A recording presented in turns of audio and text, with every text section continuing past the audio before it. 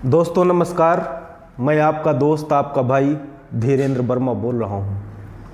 दोस्तों कई दिनों से आप लोगों से कुछ ज़रूरी बातें करना चाहता था, लेकिन पार्टी के कुछ ज़रूरी कामों की वजह से, समय की कमी की वजह से आप लोगों के बीच में नहीं आ पाया, आप लोगों से बात नहीं कर पाया। आज मौका मिला है तो मैंने सोचा कि आप लोगों से जो बातें करनी थी वो आप लोगों तक वो बात मैं रखूं। दोस्तों आप लोग जानते हैं कि 5-6 महीने पहले मैंने अपने तमाम सोशल मीडिया प्लेटफॉर्म से दातारामगढ़ के विधायक महोदय से सवाल किया था कि आपने राजस्थान की विधानसभा में 2 सत्र बीत जाने के बाद भी दातारामगढ़ का एक भी सवाल क्यों नहीं उठाया। दोस्तों मैं नहीं जानता हूं कि उनके तक मेरा ये वीडियो गया होगा या कुछ, लेकिन तीसरी सत्र में जो मैंने उनसे कहा, जो मैंने बात कही थी, धोलेरा का मुद्दा है, जल जीवन का मुद्दा है और कई मुद्दे थे, उसमें से तीसरे सत्र में उन्होंने जल जीवन मिशन का मुद्दा विधानसभा के अंदर उठाया। और उठाना भी आपको चाहिए, आपकी जिम्मेदारी है, जनता इसीलिए आपको जिता के विधानसभा में भेजती है। आपने विधानसभा में मुद्दा उठाया, हम आपके उस फैसले का स्वागत करते हैं। दोस्तों आप लोगों ने देखा होगा हमारी पार्टी, चाहे वो कोई पक्ष का हो विपक्ष का हो, जो काम देश हित में होते हैं, समाज हित में होते हैं, उनको हम पार्टी से, पॉलिटिक्स से ऊपर उठ के हमेशा हमने उस कामों का समर्थन किया है। दोस्तों अब मैं जो है विधायक महोदय से ज़रूर ये कहूँगा कि अब सदन में आप ज़रूर एक प्रश्न लगाइए। आप जानते हैं कि खाटू श्याम के अंदर मेले में पूरे हिंदुस्तान के लोग वहाँ इकट्ठा होते हैं। पूरे देश की गंदगी खाटू श्याम जी के अंदर इकट्ठा होती है। मेला ख़त्म हो गया, पूरे इलाके का कचरा उठा के एक जगह स्टोर करके उसमें आग लग गई। अभी 2-3 दिन पहले पूरे खाटू के लोगों की ज़िंदगियां दुश्वार हो रही हैं, लोगों को सांस लेने में तकलीफ़ हो रही है। छोटे छोटे बच्चे इस प्रदूषण की चपेट में आ जाएंगे तो उनको 25-25 साल में दमा हो जाएगा, उनके वाल खराब हो जाएंगे। कौन है इसका जिम्मेदार? सरकार पैसा खर्च करे, प्रोसेसिंग प्लांट लगा हुआ है, वो प्रोसेसिंग प्लांट चलता ही नहीं है। तो खाटू में जो कचरे की समस्या है, इस पे गंभीरता से विधायक जी को विधानसभा में उठानी चाहिए और संबंधित मंत्रियों से मिल के उनके पीछे पड़ के इस काम को प्राथमिकता के आधार पर वो कराएं, ऐसी हम उनसे उम्मीद करते हैं। उम्मीद तो करते हैं, लेकिन हमको ये लगता नहीं है कि विधायक जी के अंदर इतनी क्षमता है कि वो ये काम करा पाएंगे, लेकिन फिर भी प्रयास तो करें वो। दूसरी बात दोस्तों, आप लोग जानते हैं कि अभी 5-6 दिन पहले राजस्थान के जो नेता प्रतिपक्ष हैं टीकाराम जूली साहब, उनका एक वीडियो बहुत तेज़ी से सोशल मीडिया पर वायरल हो रहा था। उसमें वो कह रहे थे कि विधानसभा के अंदर खड़े होके कि अगर आरएसएस के अंदर दम है तो राजस्थान में छुआछूत के खिलाफ अभियान चला के दिखाए। टीकाराम जूली साहब, या तो आपके पास भेजा नहीं है, या तो आप मुंह आपका है और उस आपके मुंह में जुबान कांग्रेस की है। अरे आप क्या कह रहे हैं पता भी है आपको? अरे आरएसएस का आधार ही वर्ण है, जाति है, धर्म है। जाति खत्म हो गई, धर्म खत्म हो गया, कुछ जातियों की सुपरमेसी खत्म हो गई, तो फिर आरएसएस का मतलब क्या है? इसी के आधार पे तो इसका निर्माण हुआ था, और आप कह रहे हैं वो जाति के खिलाफ आंदोलन चलाएगी। किसको पागल बना रहे हैं आप? आपने क्या किया 78 साल? छुआछूत खत्म करने की, जातिवाद खत्म करने की ठेकेदारी तो आपने ली थी। आपने दलितों का वोट इसलिए इस आधार पे लिया था कि आपके साथ छुआछूत खत्म करेंगे, आपके साथ मान सम्मान करेंगे, आपका सामाजिक स्तर ऊंचा करेंगे, आपको आगे बढ़ने के समान अवसर दिलाएंगे। आपने क्या किया 78 साल में? 78 साल की आज़ादी में 55 साल आपने राज किया, एक बार कांग्रेस एक बार बीजेपी। क्या राजस्थान में आपने 35 साल 30 साल भी राज नहीं किया क्या? आज भी आज़ादी के 78 साल बाद राजस्थान के अंदर घोड़ी से दूल्हों को उतारा जाता है, मूंछ रखने पर मार दिया जाता है। जवाब आपको देना पड़ेगा, ठेका आपने लिया था। आप आरएसएस से कह रहे हैं कि जाति के खिलाफ, छुआछूत के खिलाफ आंदोलन चलाए, वो क्यों चलाएगी? वो तो उसका एजेंडा है। और टीकाराम जूली साहब, या तो आप कांग्रेस में आपने जिंदगी भर दरी बिछाया है, या तो कांग्रेस का इतिहास तो आपको पता है नहीं। मैं आपको दे देता हूं, सोर्स उठा के पढ़ लेना। डॉक्टर अंबेडकर की लिखी हुई किताब है what Congress and Gandhi have done to the untouchable. उठा के पढ़ लेना कि कांग्रेस ने और गांधी ने दलितों के लिए क्या किया, अछूतों के लिए क्या किया। 1922 में बरदोली डिक्लेरेशन हुआ, अछूतों द्वार आंदोलन की शुरुआत हुई, स्वामी श्रद्धानंद उसके अध्यक्ष बनाए गए। 6 करोड़ आबादी थी दलितों की और 5 लाख रुपए का डिमांड स्वामी श्रद्धानंद ने किया था कि पूरे देश में हम लोग काम करेंगे जाति और छुआछूत खत्म करने के लिए। गांधी जी ने, कांग्रेस पार्टी ने कितना पैसा दिया पता है? 43,432 रुपए दिए अछूतों द्वार आंदोलन को। तुम छुआछूत खत्म करने की बात करते हो। और स्वामी श्रद्धानंद ने कई बार लेटर लिखा कांग्रेस कमेटी को कि पैसे के बिना ये काम आगे नहीं बढ़ पा रहा है। और बाद में मजबूरन जब कांग्रेस ने पैसा नहीं दिया तो स्वामी श्रद्धानंद ने अपना इस्तीफा दिया और इस्तीफे में लिखा कि कांग्रेस दिल से नहीं चाहती है छुआछूत खत्म करना, कांग्रेस केवल दलितों को बेवकूफ़ बनाना चाहती है छुआछूत खत्म करने के नाम पर। यार क्या बात कर रहे हो आप टीकाराम जूली साहब, हैं? आप तो रट्टू तोता होता है ना वो कांग्रेस का, वैसे आप तो उसके एजेंट बताते हैं वही बोलते जा रहे हो आप। अरे आप नेता प्रतिपक्ष हैं, आप सीएलपी लीडर हैं। गोविंद सिंह डोटासरा क्या है राजस्थान की विधानसभा में? मात्र एक एमएलए है। ठीक, आपकी चलने तो नहीं देता है। दलित हो ना आप, छाती पे बैठा है अपना एजेंडा चलाने के लिए, बार बार आके विधानसभा में खड़ा होके क्लिप बनवा के वायरल करता है। आधा से ज़्यादा राजस्थान तो उसी को नेता प्रतिपक्ष जान रहा है। ये होता है कांग्रेस में दलितों के साथ। और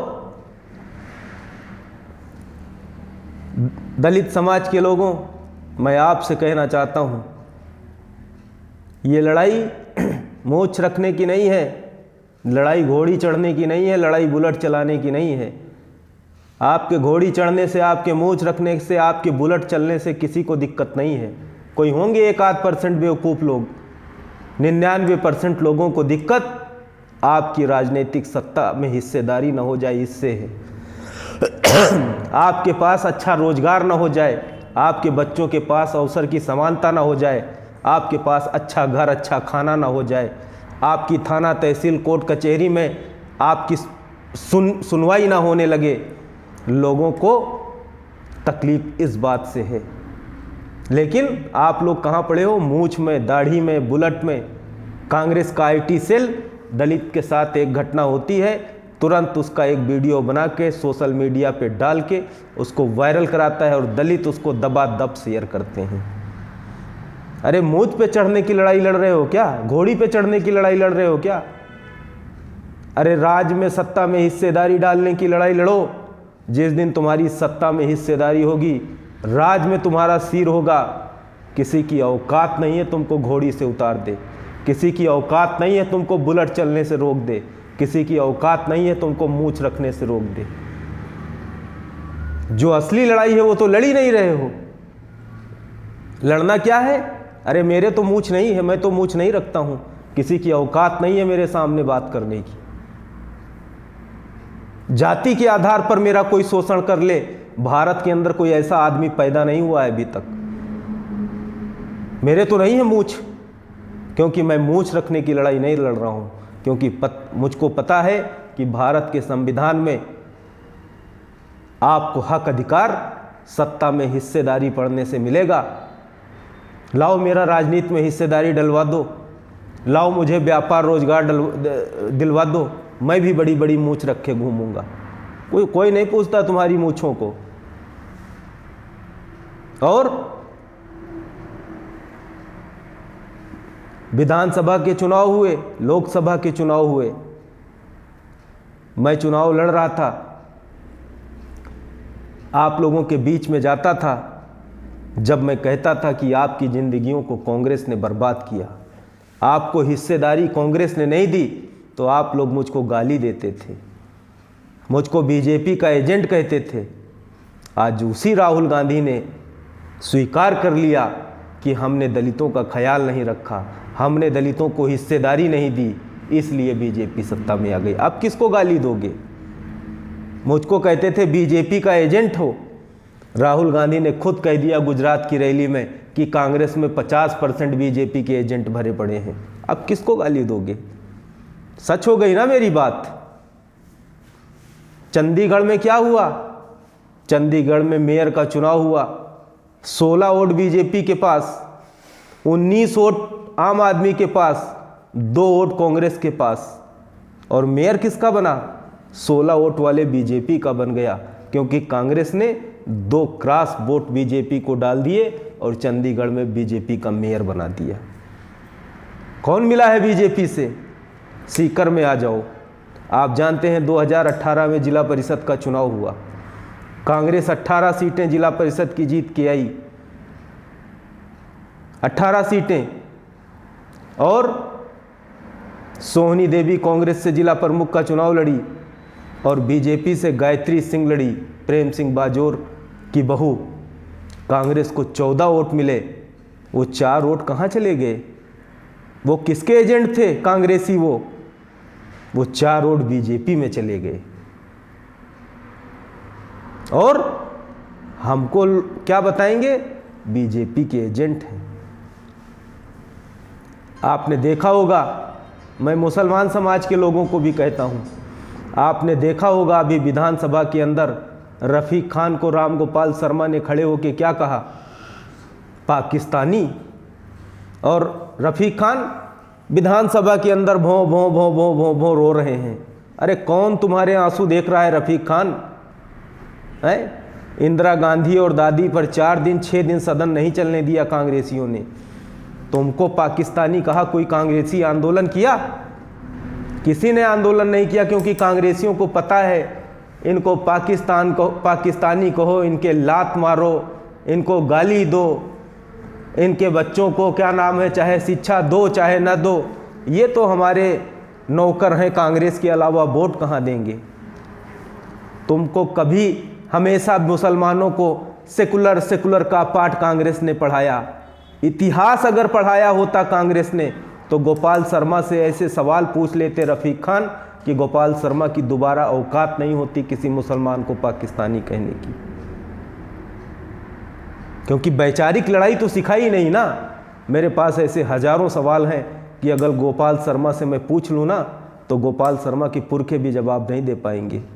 गोपाल शर्मा ही बता दें वो कौन से देश के हैं। इस बात को मैं आगे नहीं ले जाना चाहता हूँ, ठीक है, लेकिन मैं रफीक खान के मामले पे कह रहा हूँ। कांग्रेस पता है, कांग्रेस को चुनाव आएगा, मुसलमानों को बताएंगे तुम्हारी लुंगी खुल जाएगी, तुम्हारी दाढ़ी कट जाएगी, तुम्हारी टोपी उतर जाएगी, बस मुसलमान डर जाएगा कांग्रेस को वोट दे आएगा। दलित से बताएंगे तुम्हारा आरक्षण खत्म हो जाएगा, तुम्हारा जो है रिजर्वेशन खत्म हो जाएगा, SC ST एक्ट खत्म हो जाएगा, दलितों को बेवकूफ़ बना के वोट ले लेंगे, सत्ता में आ जाएंगे और बीजेपी से मिल के 5 साल मलाई खाएंगे।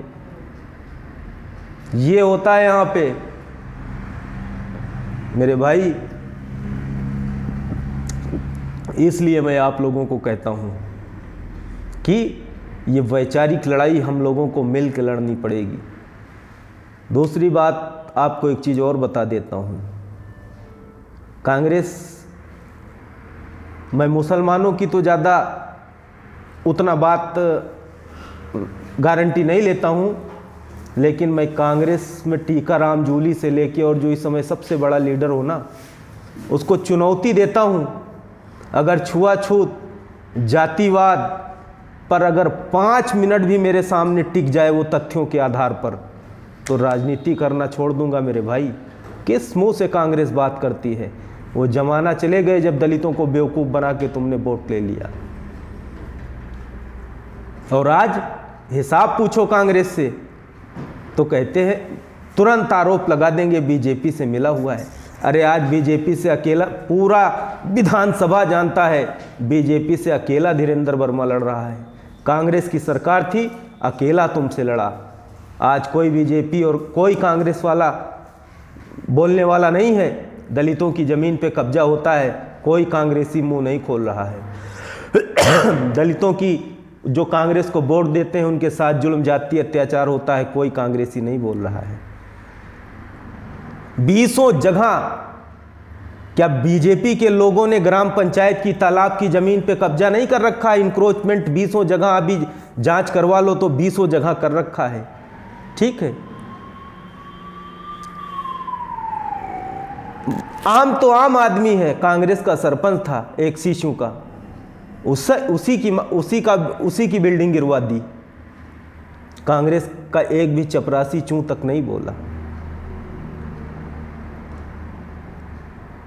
मैं पूछता हूं तुमसे, कोई बात नहीं, उसकी बिल्डिंग इनलीगल थी, आपने गिरा दी, 91 का नोटिस दे दिया। क्या जब कल सरकार बनेगी, कांग्रेस की सरकार बनेगी, तो बीजेपी के लोगों ने जो इंक्रोचमेंट कर रखा है तालाबों की ज़मीन पे, ग्राम पंचायत की आबादी की ज़मीनों पर, क्या बीरेंद्र सिंह उस पर बुलडोजर चलवाएगा कि नहीं चलवाएगा? जवाब दे मुझको। नहीं चलवाओगे इसका मतलब तुम मिले हुए हो, तुम नहीं चलवाओगे, मुझको पता है।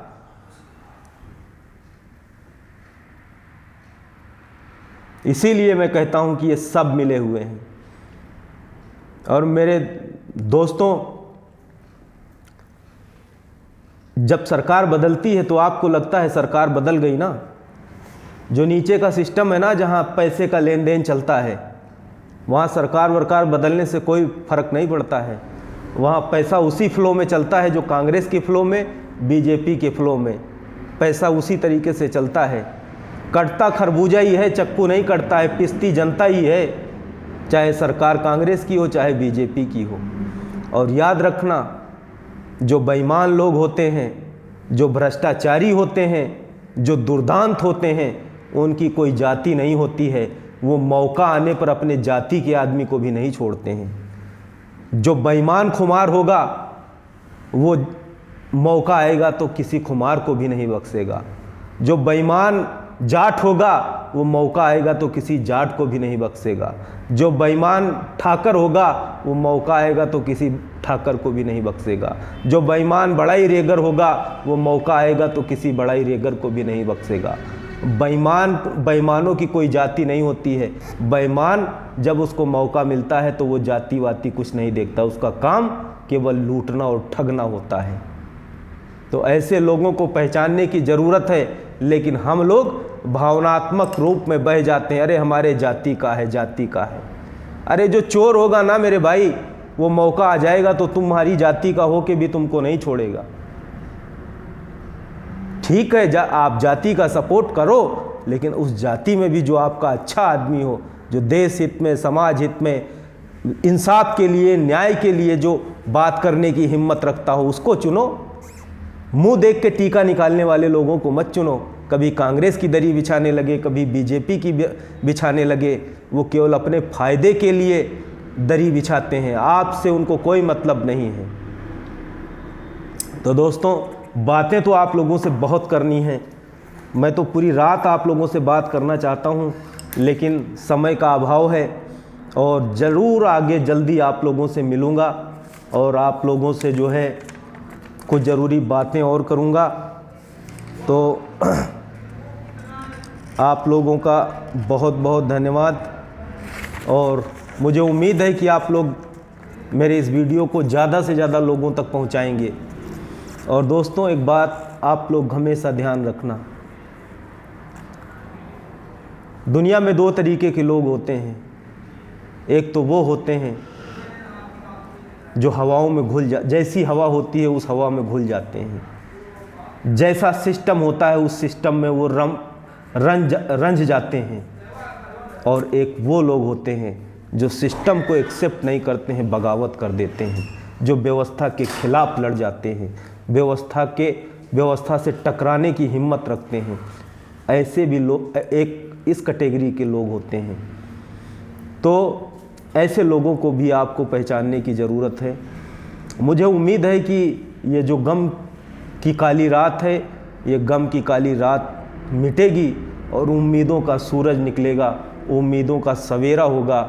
इस देश के लोगों को जो हजारों साल से सताए हुए लोग हैं उनको न्याय भी मिलेगा, उनको मान सम्मान भी मिलेगा, थाना तहसील कोर्ट कचहरी भी बदलेगा, भ्रष्टाचार भी ख़त्म होगा, अस्पतालों में अच्छा इलाज भी लोगों को मिलेगा, सब कुछ होगा। लेकिन उसके लिए हमको अपनी सोच बदलनी होगी, अच्छे लोगों को चुन के विधानसभाओं में, लोकसभाओं में भेजना होगा, क्योंकि लोकतंत्र में सत्ता ही व्यवस्था परिवर्तन कर सकती है, दूसरा कोई रास्ता आपके पास नहीं है।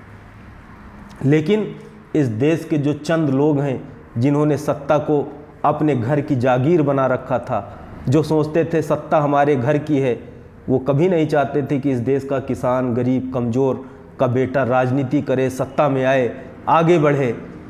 लेकिन अब समय बदल रहा है, गरीब हमारे आपके बीच से, मिडिल क्लास फैमिली के बीच से लोग निकल के राजनीति में जा रहे हैं और अपनी इंडिपेंडेंट पॉलिटिकल आवाज़ भी बना रहे हैं। ज़रूर बदलाव होगा, धैर्य रखना है। और एक बात आप हमेशा ध्यान रखना कि हर लड़ाई केवल नफ़ा और नुकसान देख के नहीं लड़ी जाती है, कुछ लड़ाइयाँ नुकसान के लिए भी लड़ी जाती हैं। भले ही नुकसान हो जाए लेकिन लड़ाइयाँ लड़नी पड़ती हैं। आज हमारा नुकसान, समय का नुकसान, पैसे का नुकसान, सब कुछ हो रहा है, लेकिन ये लड़ाई हमारे आने वाली पीढ़ियों को एक नया रास्ता दिखाएगी, उनके अंदर आत्मविश्वास पैदा करेगी, उनको आगे लड़ने का हुनर देगी। तो इसलिए आप लोगों के साथ मिलकर इस लड़ाई को लड़ना है। आप लोगों का बहुत बहुत धन्यवाद। नमस्कार।